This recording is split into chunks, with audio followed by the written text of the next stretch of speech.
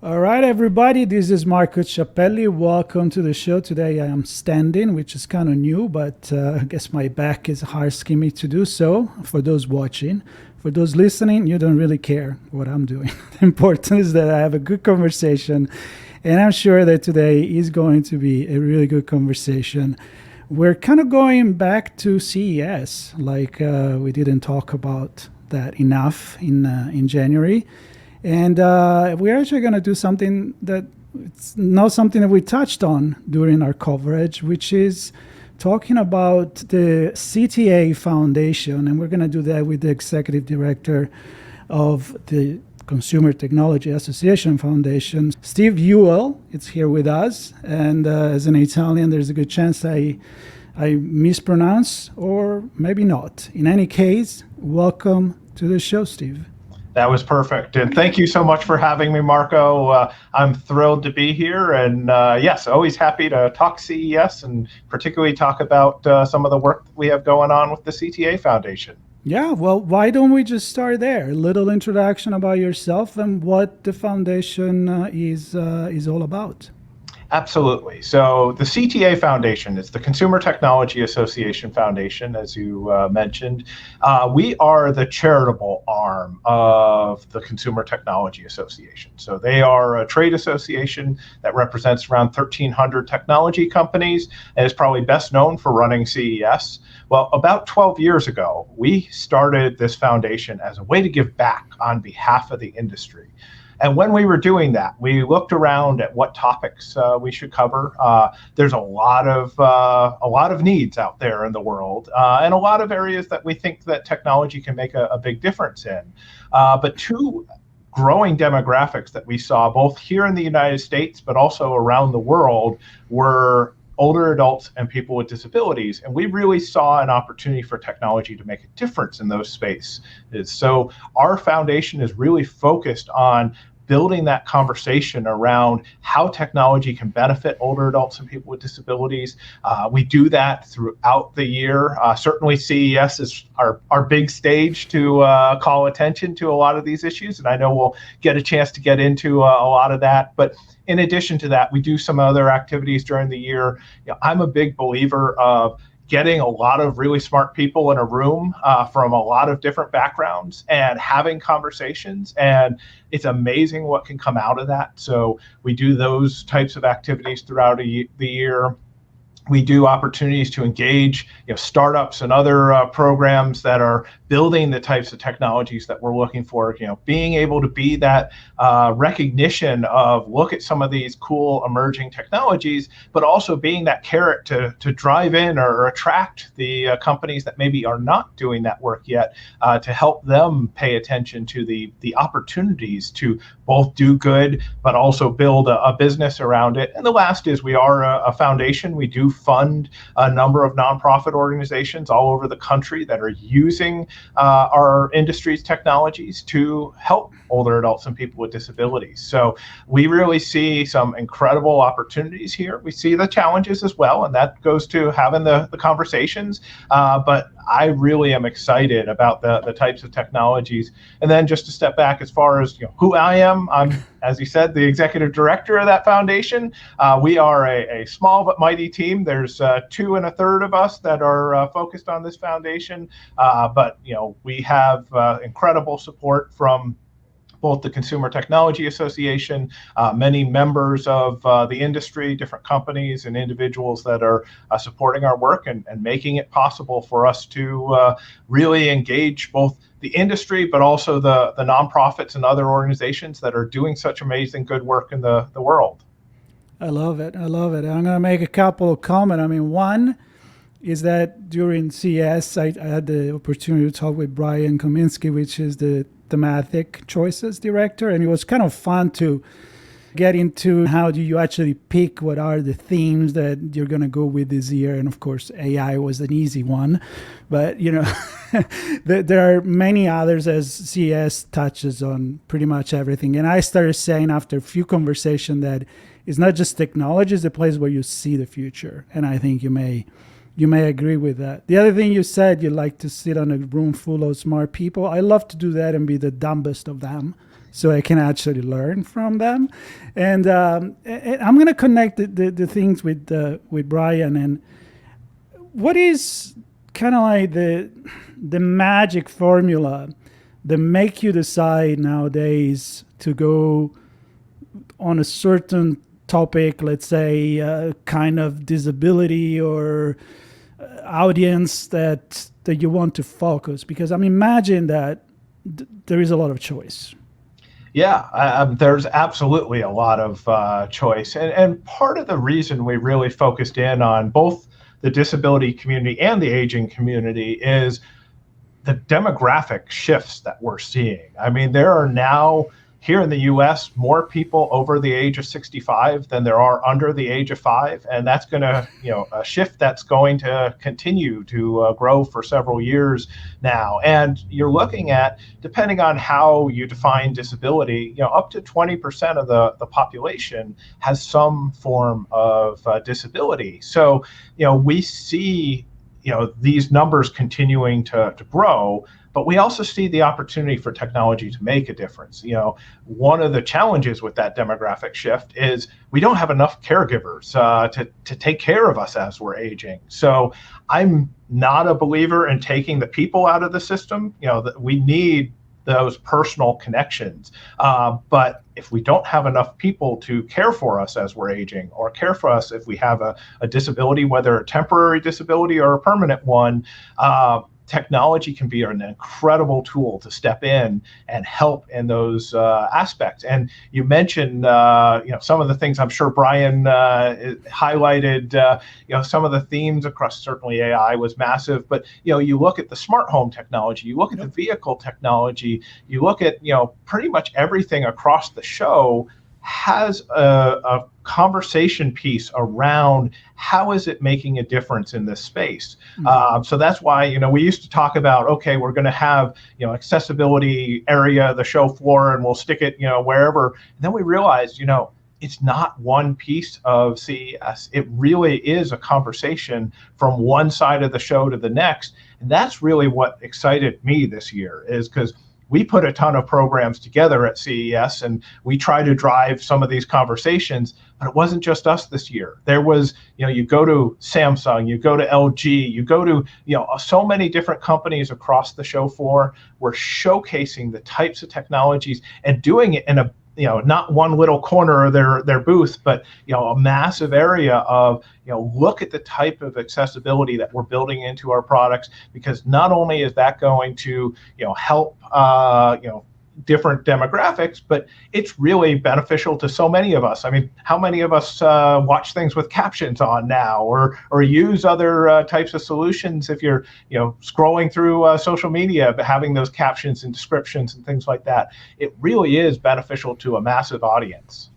And do you feel like, because when I look back, I don't know, 15, 20 years ago, or even I can date myself, even 40 years ago, technology was different. It was the analog piece was limited maybe to more mechanical, and then we got the shift into digital, now AI. And I guess one of the things that is happening now more than ever is the integration of one technology with another that brings you to the next level. I'm thinking, some define that as the fifth or fourth revolution. I think I lost the count on what revolution that's is going to be, but the fact that, batteries now can be so small that are also rechargeable, but also much more powerful, that I can power a tech piece that I couldn't even imagine that before. So what's your take on that, as that mixing things together and focusing on disability, which I think it's very, very important? Yeah, absolutely. And you think about it as, you combine the wearable devices that are out there that so many of us, whether you're just talking about, something you're wearing on your wrist, to your glasses, your earbuds, your other, wearable products, that, smart clothing, things along those lines, but then tie that in with your smart home and your smart city. You're suddenly able to have the technology adapting the environment around you versus you having to fully adapt to the environment. So it's a little bit of that give and take, but being able to say, I like my house at a certain temperature, and being able to have it adjust and do that in an environmentally friendly way as well, of being able to build some of these rules in, build some of these smarts in. And that's where a lot of this AI and machine learning and other pieces are really tying so many different things together to adapt to our lives. And that's something that we're seeing certainly in the digital health space as well. There's so much information that we're able to collect and share, and also building in that personal control over where's your data going, who are you sharing that with. Do you have the ability to say, yes, I want to share this with my son or daughter. I don't want this necessarily going out to the whole world, though. So being able to grant some of that personal control is also a really critical and important part of this as well. Yeah, and definitely here you touch into privacy, cybersecurity, talking about healthcare, HIPAA, and all of that. It's you want the technology, but you also kind of want to keep your humanity, your privacy. So let's get to few of those innovation that really, I don't know, blow your mind. So yeah, I mean, well, one, that's almost asking me to pick my favorite children. I just love finding all these great technologies. Although I also love going on shows like this and hearing from other people, because that's one of the challenges at CES. I spend way too much time in meetings and talking on panels and things like that. So I don't always get to see all the cool toys. But no, I think there were a few different things that really stood out to me this year. One of which is a big policy area that CTA has been engaged with over the last few years is over-the-counter hearing aids. So you look at the number of people who could use hearing assistance, but just affordability, stigma, other issues along those lines prevent people from going and getting these devices. Well, there were several companies. This is something that CTA worked to advocate. Other partners, AARP and other organizations worked with us. So there was actually a new law that was passed and implemented about a year ago here in the U.S. that allows over-the-counter hearing aids. So we were starting to see more and more companies coming out. So we saw a company called Concha Labs that had created a version. So once again, for people who are, low to moderate hearing loss, this creates a much more affordable solution that they can get access to, get them used to having the opportunity to use hearing assistance, especially maybe they don't need it 24/7. But when you're in that really noisy restaurant and you have no idea what the person across from you is saying, being able to find the right types of technologies that could work in those spaces. Another company that was working in that space, Esli or Luxottica, had come out with their essentially eyeglasses, but they had a hearing aid built into the eyeglasses. So what you're looking at, they're able to, and then, if you don't want to look like you have something in your ears as you're talking to people, it's just built into the eyeglasses, and the audio basically is kind of shot down into your ears. So just different form factors, giving people those kinds of choices and options in what they're building. But I mean, we had everything from, we had robotics that were helping with caregiving. A company called Dreamface out of Colorado was doing that. The winner of our pitch competition, we do a big pitch competition every year at CES. This year was focused on kind of health tech, things that can kind of help people be well.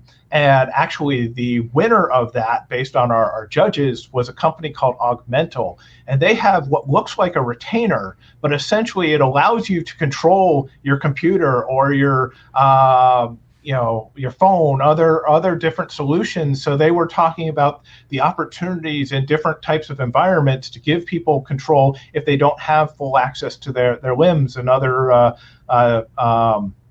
accessibility features along those lines. And then the audience choice winner was this company called Proxy Health that has a really cool technology to help care planning. So essentially, I was talking about earlier the lack of the number of caregivers that we have. But then one of the challenges is between those professional caregivers, your family, and others, like how do you pull all that together and how do you create that kind of plan? So they've got a really cool solution in that place. We actually had a sponsor we worked with called the Patient Safety Technology Challenge that actually also awarded Proxy Health award for their pitch around patient safety and connection. So, there were just so many really cool technologies this year at the show that could really impact the way that we all kind of, I like to say, live, work, and play. I want to be able to live, work, and play as independently as possible for as long as possible. And I think technology is a tool that can help us get there. Absolutely. And this reconnects to the question that I had at the beginning, which is within the realm of seniors and people with disabilities. When you do the challenge, do you have certain standards that you say, okay, this year we're going to look into companies that are focusing on this particular kind of solution? Or is it open to everything and then is an afterthought to say, all right, of all this variety, what is going on? It's kind of really connected with the thematic. Like, how do you know before where you're going to focus? How do you read the future? Yeah, well, if I could predict the future, that's one I'm still working on. There is a technology for that. Come on. Yeah, we're still working on that one, but it's a mix. So, certainly, things like our pitch competition and other activities like that will pick a theme. So like I said, this year was healthcare. We've done, social connection. We've done recreation. We've done sports tech. We've done other types of areas that, big broad themes where we can get a variety of different types of technologies together, but looking at some of the trends that we're seeing as an industry. And that's where some of CTA's market research team and the index team, Brian and his folks really are doing some incredible work looking at some of the trends that we're seeing across the industry. But we also go out to some of the experts that are out in the nonprofit community and in the service community. So we'll talk to senior housing communities. We'll talk to the advocate organizations that work with different types of disabilities to see what are some of the trends that they're seeing, what are some of the challenges they're seeing, because they're on the ground day to day working on these issues. So they'll be able to bring some of that back to us. That's also something that we think is really important. We bring a number of those advocates to CES so that they are meeting with the companies throughout the week. And we've actually seen opportunities where, especially with some of the startup companies, they'll make tweaks to some of their products based on some of these meetings of, hey, I never thought about if I just made this little tweak here, all of a sudden there's an entire new population that I haven't been able to serve.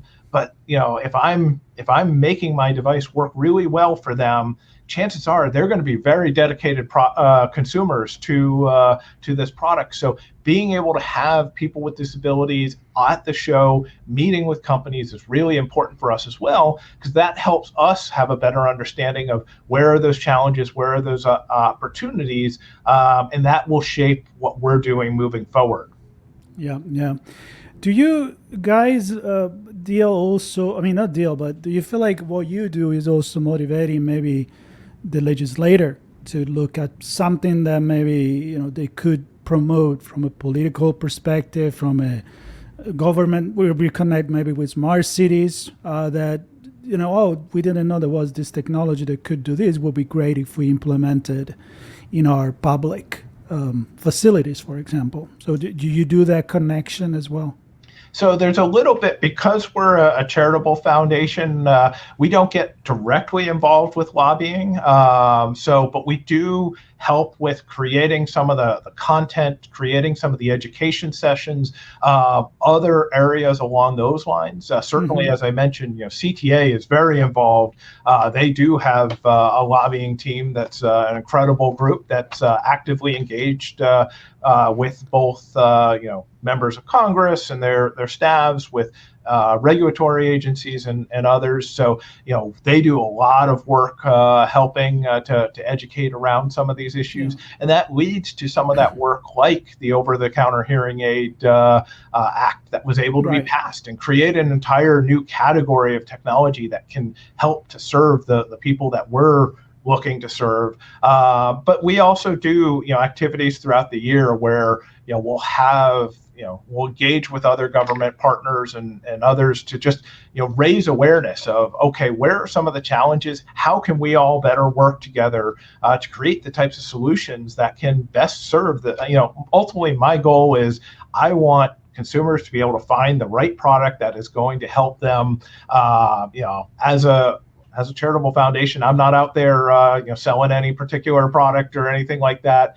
I'm a geek. I love playing with technology, so that's kind of what it drew me to this. But ultimately, what we want to do is help the industry have the best products out there and help consumers become aware of what's out there and find the types of products that best work for them.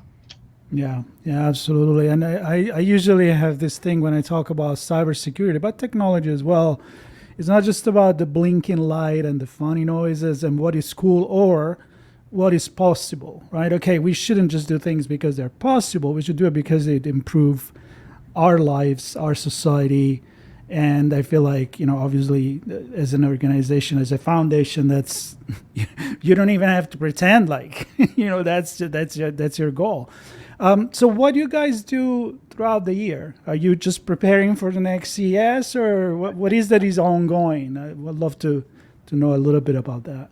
Yeah, so it's amazing how you move from one CES right into planning for the next one. So there is absolutely conversations going on right now about how can we build off the success of this past one. But we actually move straight into, as I said, we are a grant making organization. So right now I have 68 proposals from nonprofits all over the country that are sitting on my computer, and I and quite a few of my board members and others are going through and reviewing those. So we will later this spring announce some funding for different nonprofit organizations. So that's kind of my immediate post-CES is getting some of these resources out to a wide variety of different organizations. So that's kind of a big piece. But then we'll do other activities. We've held meetings here in DC. We go out to other conferences and conventions to help work with different partners around, continuing to highlight the types of needs that are out there, the types of technologies, build the right types of relationships. By the time we get midsummer, it's complete focus on how do we build up towards CES again. The good news is, this year was just a really incredible show on these issues. So we're already getting, if anything, my biggest challenge now is everyone's coming to us and saying, oh, can we do this and can we do that? And it's like, oh, I would love to do all this. Now I just have to figure out, where to find the time to make all of that happen. But that's a good problem to have. I'm happy to deal with that. It is a good problem to have. And when I was reading the newsletter, that actually then led me to get in touch with you. There was the accessibility roundtable. So you had like this kind of meeting, the pitch competition. I'm kind of scrolling through that. But then you have a couple of tours that you did, I believe, during the event.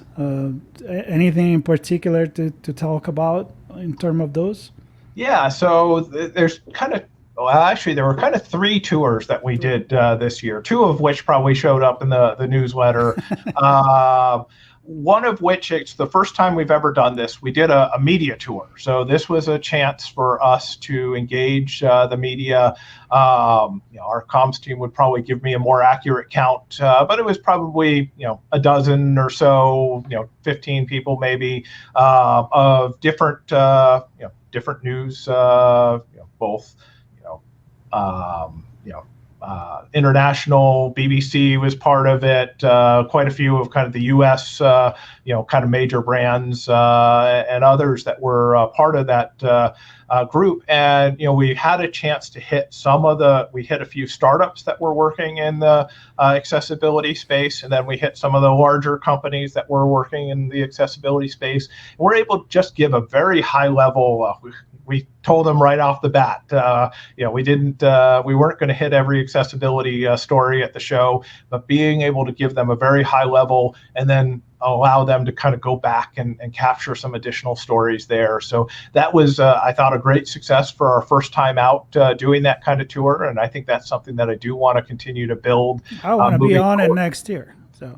Great. I will make sure we get you there. So all right. Would love to have you take part in that. And then, the next piece is something that we've been building up for a couple years now, and that is what we call our Funders Tour. And I started this because when we started the foundation, I started reaching out to other foundations in the space, and I got a lot of like, what's the technology world doing in aging and disability?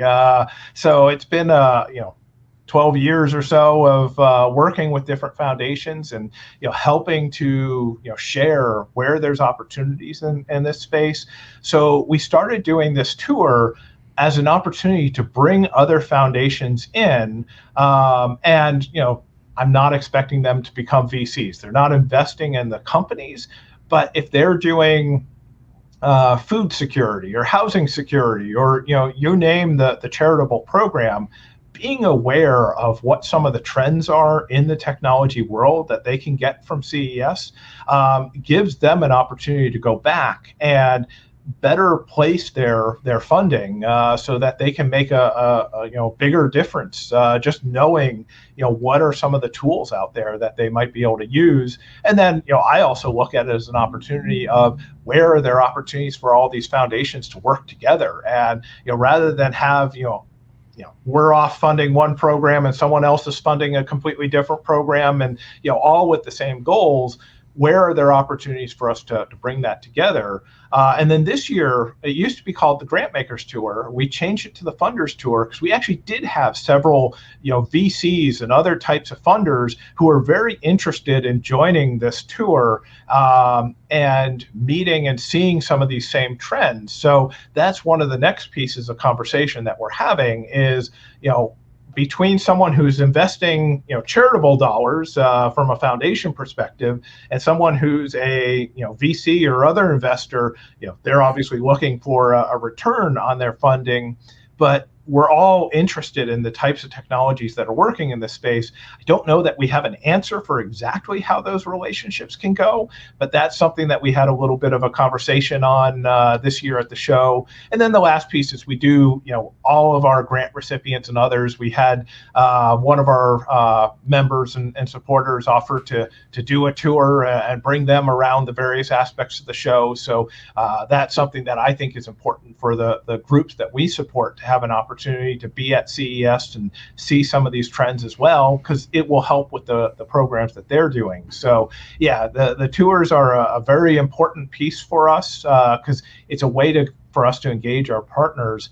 And that actually leads into the last piece. You mentioned the accessibility roundtable that we do at CES. And this is something that we've been doing for years and years. It started as probably half a dozen people just sitting on one of those couches in the hall at CES talking about like, what were we seeing around accessibility? And then, this year, I used to always cap this event at 50 people because I felt like, how can you have a conversation with everyone if it's more, even 50 people is a lot of people to have in a room to have a conversation.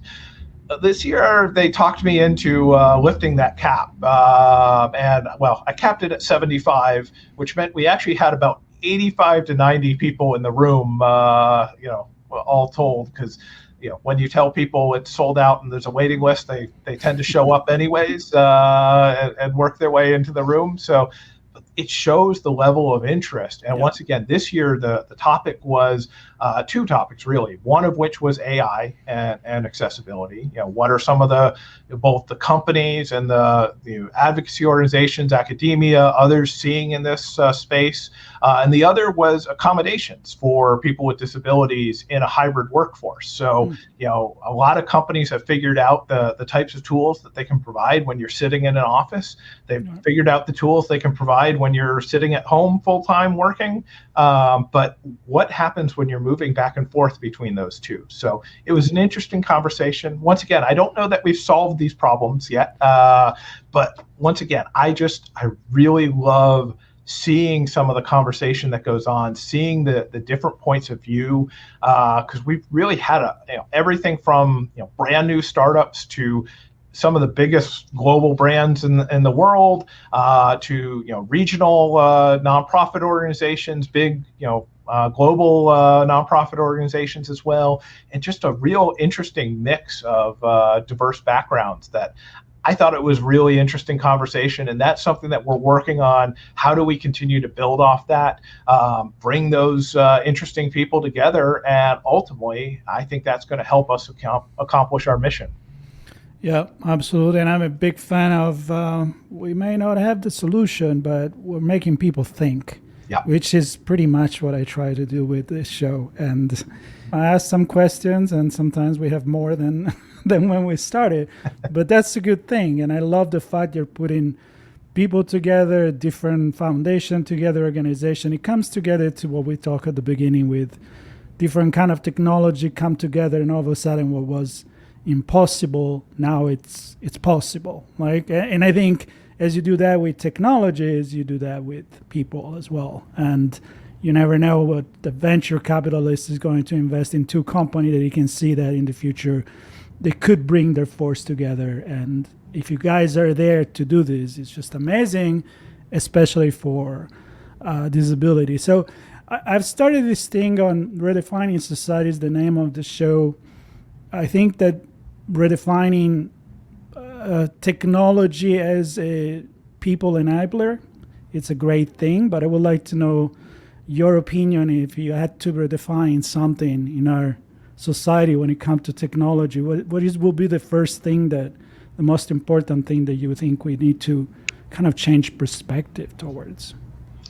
I think it's that relationship between the people and the technology. Of you see people who are kind of anti-technology. It's all on the people. We need to be able to do everything ourselves. You see the people who are automate everything, and the machines will take care of us all in the future. And the answer is really, I think, somewhere in the middle there.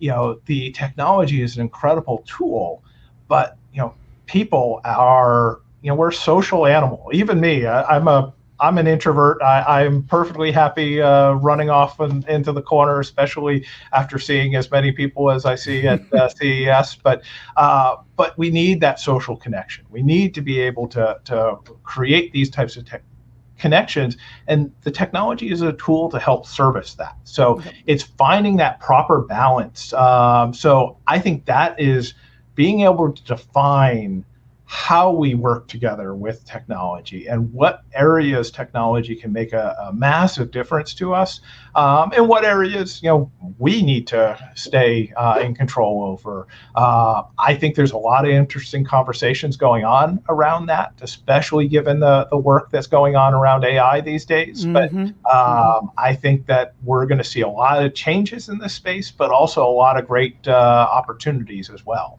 Yeah, and you sum it up perfectly by, you can't be on the extreme.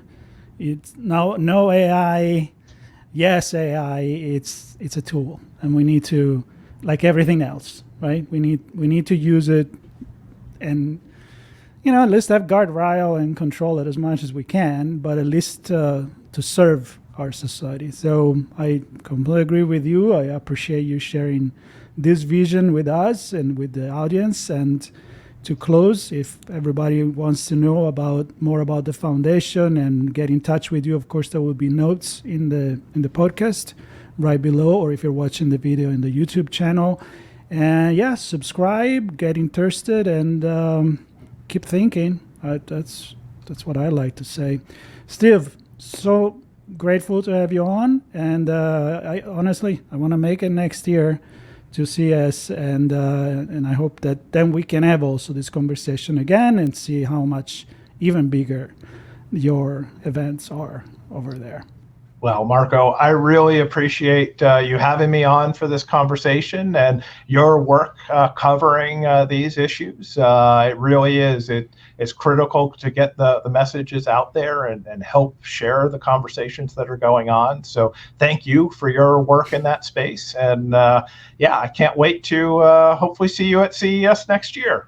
I am looking forward and planning on that. And for everybody else, stay tuned, subscribe, and definitely stay curious. This is what we love to see. Take care, everybody. Thank you, Steve.